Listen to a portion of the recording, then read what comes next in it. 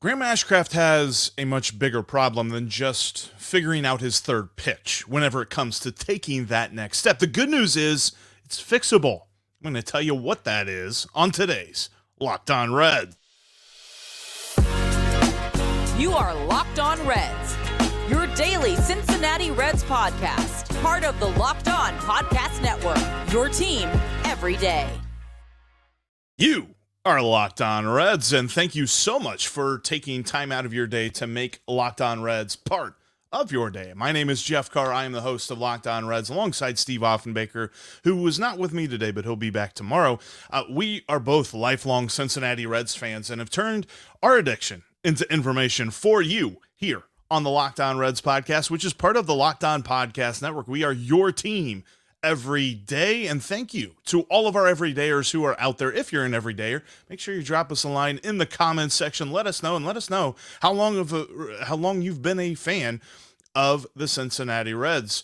When it comes to the Reds, we love talking about the Reds, so make sure you drop in the comment section, drop a thought, or hit us up on Twitter. You can find me at Jeff Carr with 3 Fs, and you can find Steve at S Offenbaker with 2 Fs. And on today's show, Graham Ashcraft struggles again.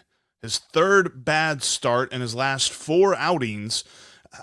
There's something that is key to his development that we are going to get into. Also, David Bell gave us a different lineup yesterday. Jonathan India wasn't leading off, and this intrigues me. I'll tell you why. And let's dive a little bit more into Ben Lively as he readies for his second start today against this time against the Cardinals. But we're going to start with Graham Ashcraft because we talked about this leading into yesterday's start, how the third pitch was really something he needed to figure out. And that was a key. That was something he talked about in the post game where he had a different feel for his third pitch. But with the numbers kind of being bad on Graham Ashcraft, it's not just the third pitch. The most recent clunker of a start can be attributed to the mental game. Because think about this. Pitchers on the mound, I mean, they've got to have control over their reactions to how things go.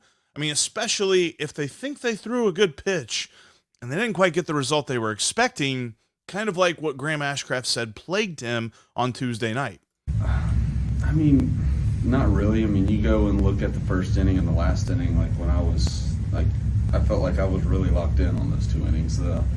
The other innings, I mean, there was just some stuff that kind of happened that I just didn't brush off, and it just one of those things. But I mean, I felt like when I was executing my pitches and putting them where I wanted to, I mean, I felt like they didn't really stand a chance. Like the Goldschmidt home run, like the second one, like felt like he was just kind of like out on a slider, and I mean, it's Goldschmidt. We all know he can hit the long ball. He's got some power, and he was able to just get enough behind it and poke it out. But like that, I thought that pitch was a really good pitch. I thought it was down off, and he just made a good swing on it. And it's just one of those moments where I just got frustrated, and it kind of carried on. And the next thing you know, blue pit here, line drive in the gap here, just stuff's just getting left over the heart of the plate, and they were just executing on it. I mean, there were some sliders that kind of backed up a little bit, and I mean, they just didn't miss them.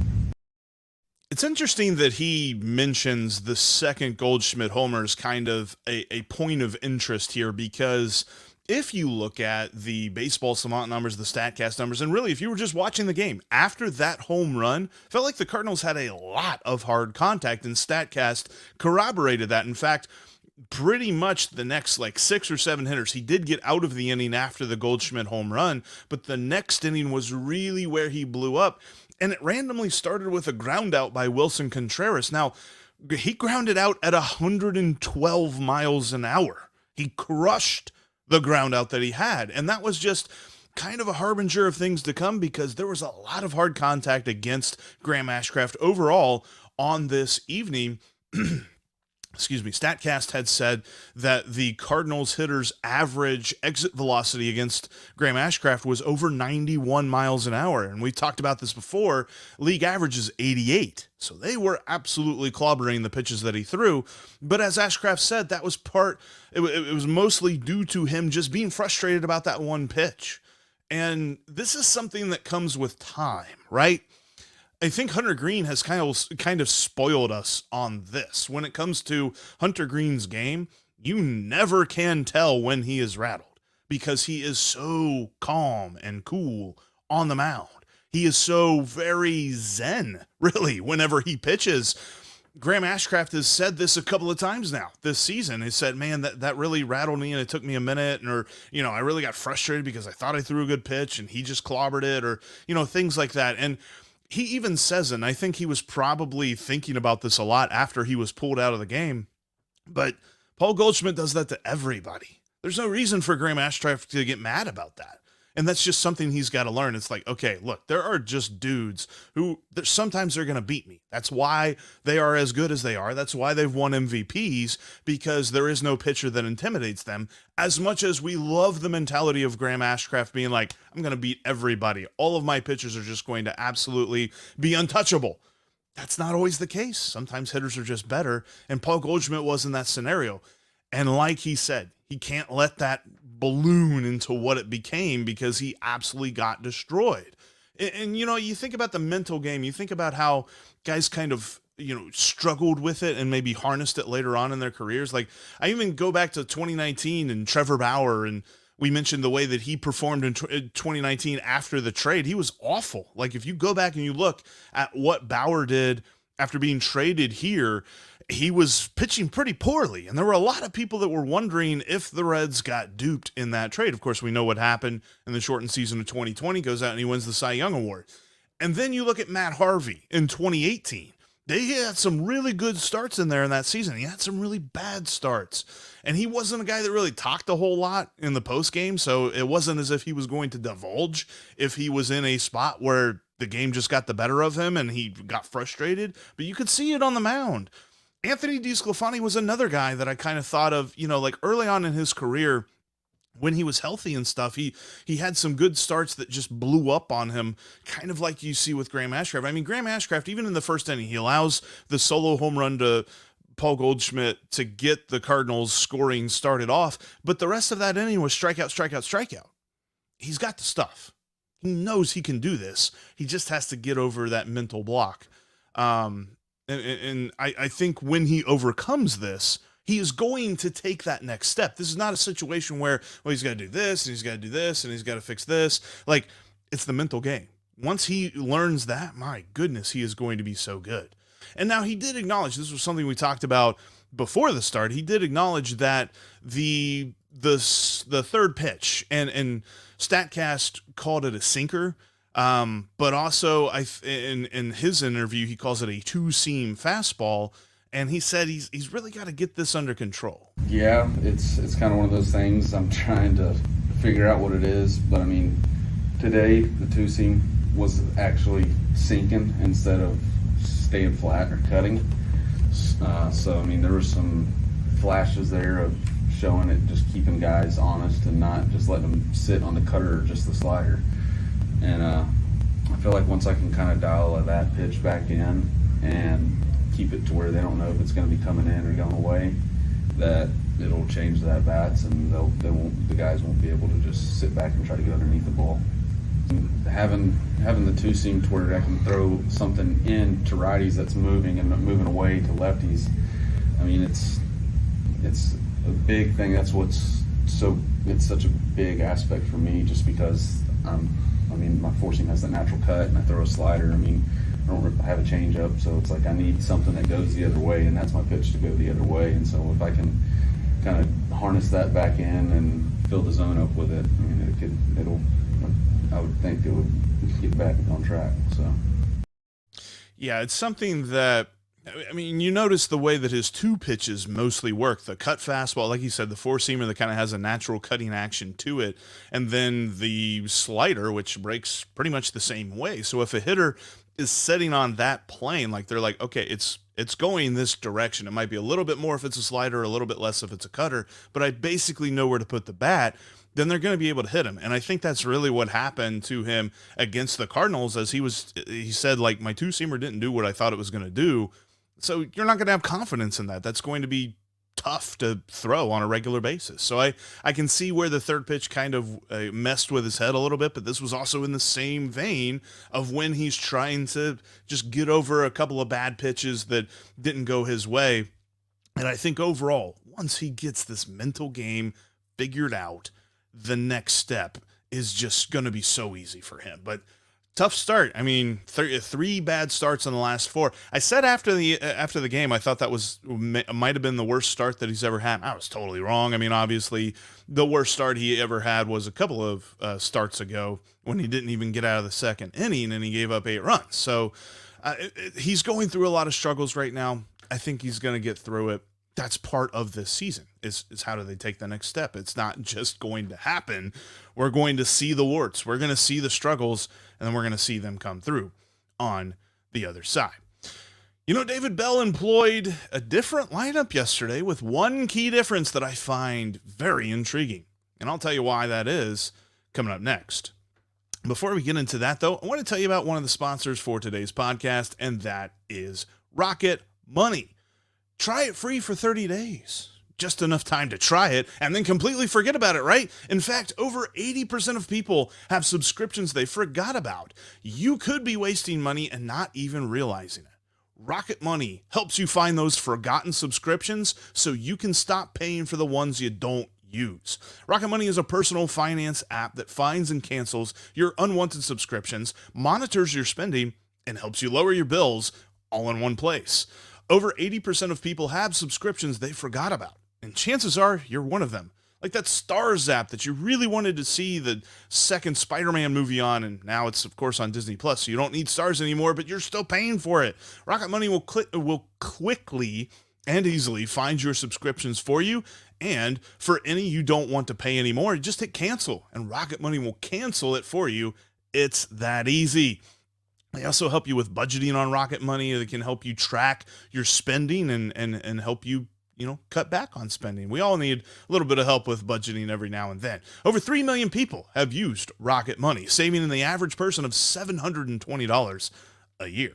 And that could be you. That's rocketmoney.com/LockedOnMLB to find out how much they can help you save. rocketmoney.com/LockedOnMLB.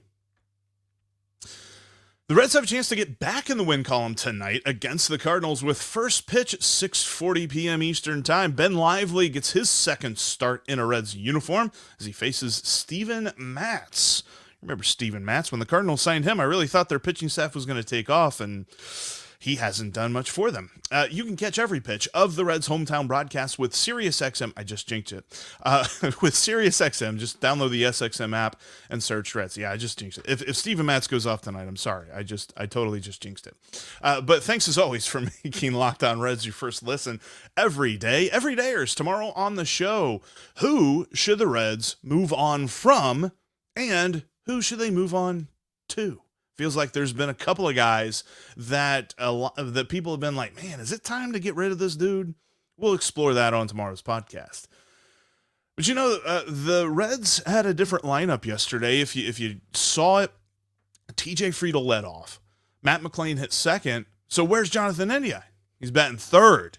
He has been really the Reds' most consistent. TJ Friedl and Jonathan India have been the best of this Reds lineup, and it's not even really that much of an argument. You could probably talk about some production you've gotten from Jake Fraley and maybe a little bit of Spencer Steer, but the most consistent forces in this Reds lineup have been Jonathan India and TJ Friedl, and that's why the Reds' top third of the order is producing the most of the runs right now for the team. And I think that David Bell's most recent lineup shift is going to try to spread that out a little bit more. Plus, I've got a thought on how we can take this a step further and we can improve the Reds lineup construction. It involves adding somebody from AAA.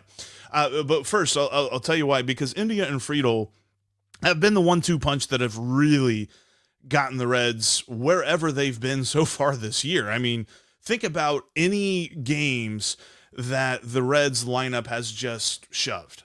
It's been because of Jonathan India and TJ Friedl. They are second and third. If you look up wins above replacement, according to Baseball Reference's calculation, they are second and third on the team. Alexis Diaz is number 1. You have TJ Friedl at number 2, and you have Jonathan India at number 3. In fact, if you combine India and Friedl, they're worth over 2 wins above replacement. And they also, and for the hit stat specifically, I was looking at all these different stats and just how crazy it is, and Baseball Reference is my favorite website ever, and that always helps you out with things like this. But of the Reds' total hits that they've had so far this year, Jonathan India and TJ Friedl account for 24% of them. Yeah, two guys, almost a quarter of the team hits all so far this season. So how can the Reds take this and maximize it? Because we've said before, we love the idea of them back-to-back. We love India leading off and Friedl batting second. But here's the thing. Matt McLain is coming along, and he needs to be maximizing the number of at-bats he gets. Is the second spot in the order the place that we're going to see Matt McLain for his entire career? That might not be the case, but the reason that he's batting there right now is twofold. He does have lots of talent. This lineup is kind of lacking pop, and he has shown it a lot in AAA so far this season, and he needs to get as many at-bats as possible.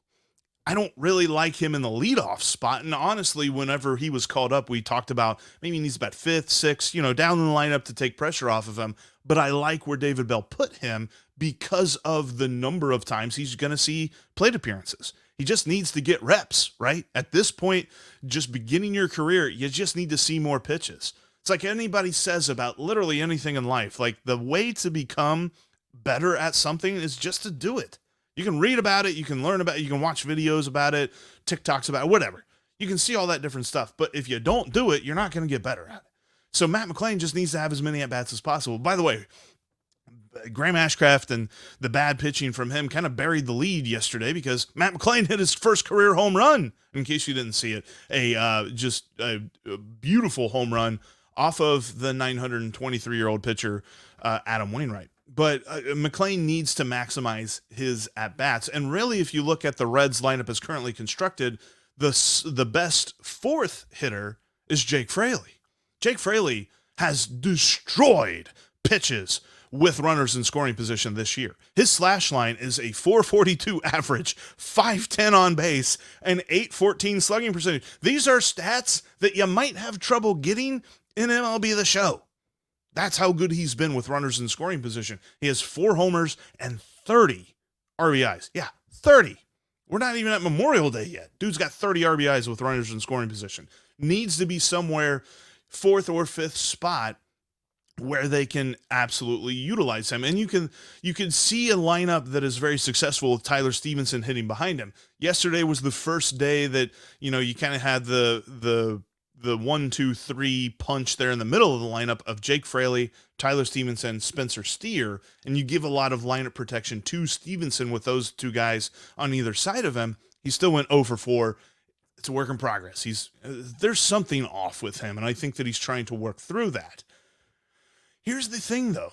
With the way the lineup looks now, you got India batting third and things like that. Now's the perfect time to call up Elly De La Cruz. In fact, let's be honest.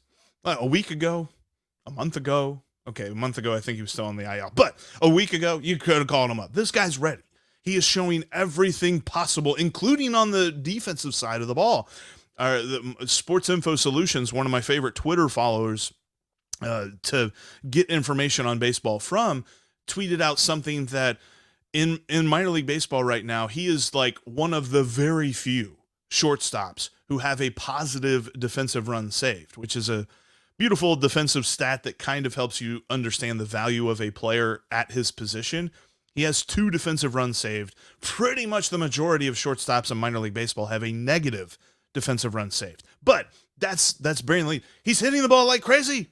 I don't know if you've seen the different stats that he's had in the game where he had 3 balls hit over 115 miles an hour, and no team has done that ever, let alone one player.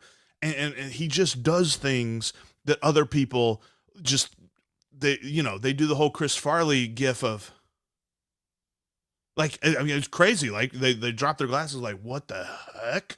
This is amazing. We got to get him up right now because he could bat 4th or 5th. And then you're talking about a lineup that's starting to have some dudes that other pitchers have to take notice of. We've talked about that a lot this year, that the Reds lineup has seemingly lacked teeth this year. Yeah, they can build rallies and they can, get a bunch of dudes on over and in, but there's not that one dude who can step up to the plate, and the pitcher's got to be like, all right, I got to tighten this up. I got to tighten the zone. I got to make sure I don't throw it here, make sure I don't throw it here, because we got too many guys on the roster right now where pitchers are going, I know I can throw it here, and he ain't touching it. And you can start to see that if you bring up Elly De La Cruz, you're going to transform this lineup. And then, you could be talking about, so let's hypothetically put him fourth. All right, you've got TJ Friedl leading off. You've got Matt McClain batting second, India third. You've got Elly De La Cruz fourth, Jake Fraley fifth. It's a pretty darn good top five. Then you've got Tyler Stevenson batting sixth. Maybe he sees that and says, all right, they're really starting to challenge me here as I'm now in the bottom bottom half of this lineup. Him batting sixth. Then you've got Spencer Steer batting seventh. Yes, Spencer Steer batting seventh. Nick Senzel, who's been hitting amazingly, batting eighth. And then you've got, whoever's catching for that day, or if Tyler Stevenson's catching, maybe, I don't know, you have somebody else down there at the bottom, if it's still Barrero or whoever it might be, would be your ninth hitter. But then you're kind of looking at a lineup that you say, this has potential. We've got a lot of guys in here that can really start doing some stuff. And I think that they're just an Elly De La Cruz away. And if you call up CES as well, we're going to have a fun lineup. It's going to be a fun lineup. And I don't know. I really want to see that happen here soon because, look, to this point in the season, the Reds' top third of the order has been producing the most. But David Bell has begun the transformation of turning the lineup into something that will be able to produce at all 9 parts of the lineup. Coming up, Ben Lively. That's a name that I didn't expect to talk a lot about this year, but his first start has earned him another one. So who is he? We dive into Ben Lively coming up next. Before we do that, though, I want you to dive into some Bird Dogs because they seriously are the most comfortable shorts I have ever worn. They feel so light, it's almost like you're not wearing anything at all, but you can walk out in public in these because they look good too. They kind of bridge that gap between comfortable and fashionable, or at least presentable, because I got a lot of basketball shorts that my wife doesn't want me leaving the house with. But I can do this with Bird Dogs because you can go from the golf course. You can even swim in them. They've got like a liner to them. You can swim in them. You can just relax on the porch. You can go out on a date. Bird Dogs have you covered with all of that great stuff. And the moment that I put on my first pair, I knew that these were different. They fit in all the right places. The legs are big enough.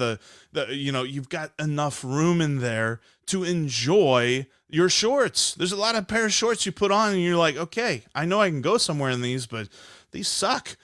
Bird Dogs don't. Bird Dogs don't suck. They're amazing. Go get you some Bird Dogs today. And you can go to birddogs.com/LockedOnMLB and you can enter the promo code LockedOnMLB to get a free custom Bird Dogs Yeti style tumbler with every order. That's birddogs.com/LockedOnMLB for seriously the most comfortable pair of shorts you will ever own. Reds and Cardinals get going tonight at 6:40 p.m. Eastern time. The Reds are 12-16. Sorry, almost said that wrong. The Reds are 12-16 after a loss this year. Fun stat to know. You can catch every pitch of the Reds' hometown broadcast with SiriusXM on the SXM app. Just search Reds. And you can also follow the podcast on your favorite podcasting platform, including on YouTube. If this is your first time watching us on YouTube, thank you so much. Make sure you subscribe and click that bell to get notified whenever we've got new content for you, because we're here every day, because Locked On Reds is part of the Locked On Podcast Network, your team every day. Also, follow us in between episodes on Twitter. You can follow me at Jeff Carr with 3 Fs. You can follow Steve at S. Offenbaker with 2 Fs. And you can follow the show at Locked On Reds. All right. This might be a overreaction after one start, but is Ben Lively a dark horse candidate for a future rotation spot? Probably not, right? He's not even a guy that we really expected to get any starts this year. But let's look at this, because before this season, Ben Lively had pitched 1 inning for the Royals in 2019, and he allowed 3 runs in that inning. That was the last time he pitched before the Reds called him up and he came in relief in the New York Mets in the game when the Reds shut out the New York Mets.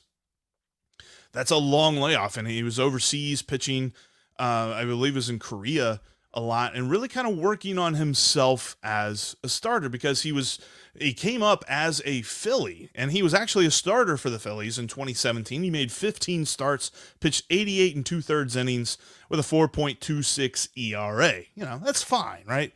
88 and 2/3 innings, only had 52 strikeouts, and he did have 24 walks. So he's never been a guy that profiles as a high strikeout pitcher or anything like that, at least coming up.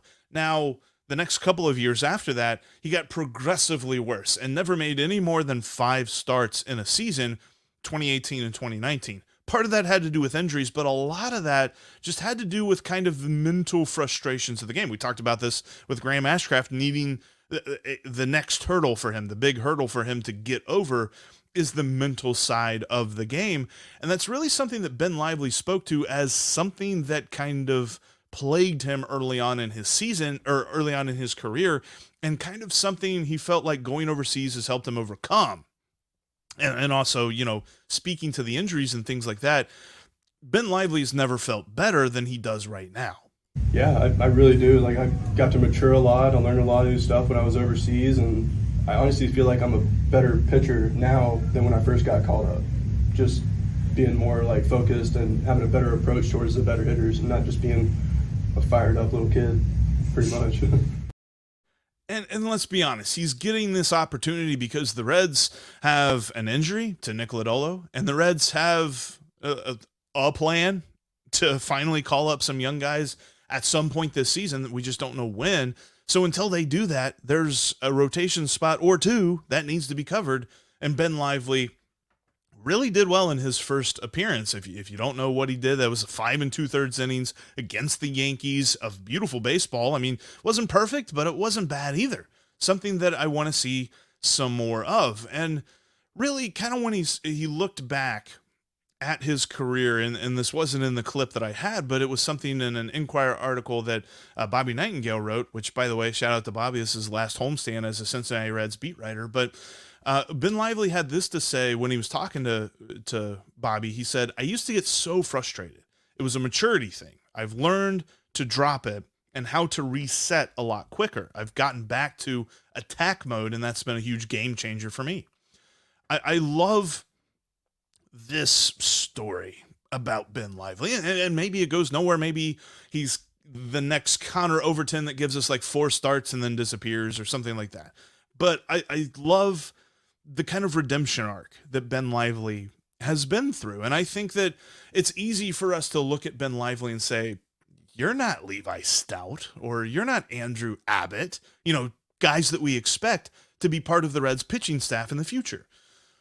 But there's things like this about baseball that make it such a beautiful game. I mean, he is the kind of dude that goes through those early career struggles. And I mean, he barely pitched at all in 2018 and 2019. And when he did pitch, he was relief pitching for the Royals. And we talked about this with Luke Weaver, is, you know, he couldn't even start for the Royals. Why is he starting here?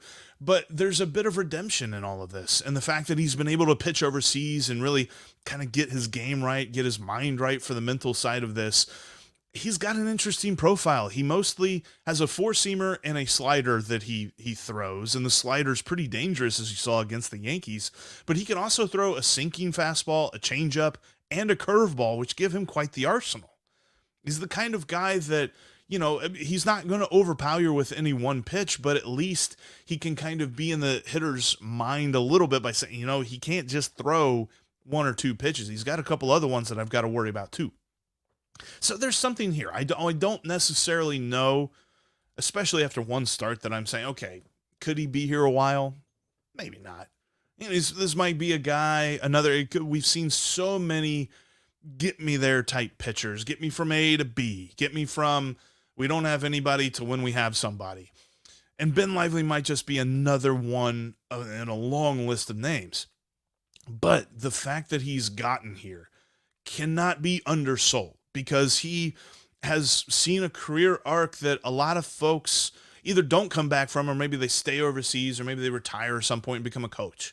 He's back. He's on the mound. He's pitching. I'm curious to see how he continues to go. Probably looks more like a long relief pitcher if he is going to be a part of this Reds future. But, I mean, we've talked about the value of that. I'm not saying a mop-up guy whenever things go bad. I'm talking about a dude who can come in and give you 2 or 3 innings when you need them. And if that is who Ben Lively ends up being, then we could kind of see some of that develop as he is getting these emergency starts. Hopefully what we're thinking of as emergency starts. I don't want the Reds to really dive into Ben Lively and think, okay, this guy's going to be part of the rotation in the future, but he is the kind of guy that it's easy to root for, and the kind of dude that I think we can all get behind as we love this game of baseball so much. All right, that's going to wrap us up for this edition of Locked On Reds. Before we get out of here, don't forget, you can watch every pitch, or you can listen to every pitch of the Reds hometown broadcast on the SiriusXM app.